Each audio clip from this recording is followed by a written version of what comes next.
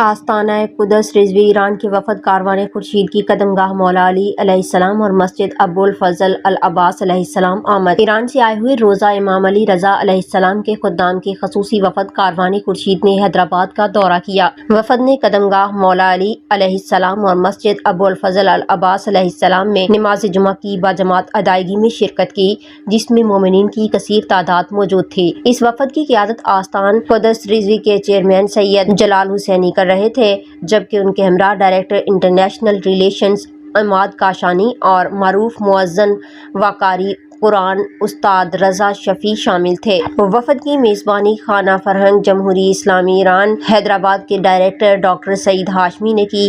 اس بابرکت موقع پر خدام حرم اپنے ہمراہ امام علی رضا علیہ السلام کے گنبد مبارک کا پرچم بھی لائے۔ پرچم کی زیارت کے دوران رکت امیز مناظر دیکھنے میں آئے اور عقیدت مندوں نے انتہائی احترام کے ساتھ زیارت کی سعادت حاصل کی۔ وفد کی جانب سے حاضرین میں حرم مطہر کے تبرکات بھی تقسیم کیے گئے۔ نماز جمعہ کی اقامت اور تلاوت قرآن قاری و مؤذن استاد رضا شفیع نے کی۔ اس کے بعد آستان قدس رضوی کے چیئرمین سید جلال حسینی نے اس موقع پر خطاب کرتے ہوئے کہا، اگر آج ایران اسلام کا پرچم بلند کیے ہوئے ہے تو اس میں پاکستان بالخصوص سندھ کے عوام کی محبت، دعاؤں اور غیر متزلزل حمایت کا بڑا عمل دخل ہے۔ یہ قلبی رشتہ انشاءاللہ ہمیشہ قائم رہے گا۔ انہوں نے امام رضا علیہ السلام کی سیرت طیبہ سے اخلاق اور تربیت کے موضوع پر درس بھی دیا، جس نے سامعین کے دلوں کو گرما دیا اور ہر آنکھ اشک بار ہو گئی، اور کہا کہ میں پوری ایرانی قوم، حکومت اور خصوصاً رہبر معظم سید مجتبیٰ علی خامنئی کی جانب سے پاکستانی عوام کی مہمان نوازی اور محبت پر ان کا شکریہ ادا کرتا ہوں۔ بعد ازاں وفد نے قدم گاہ مولا علی علیہ السلام کی زیارت کی اور خصوصی میڈیا سے گفتگو کرتے ہوئے سید جلال حسینی نے کہا، بسم اللہ الرحمن الرحیم۔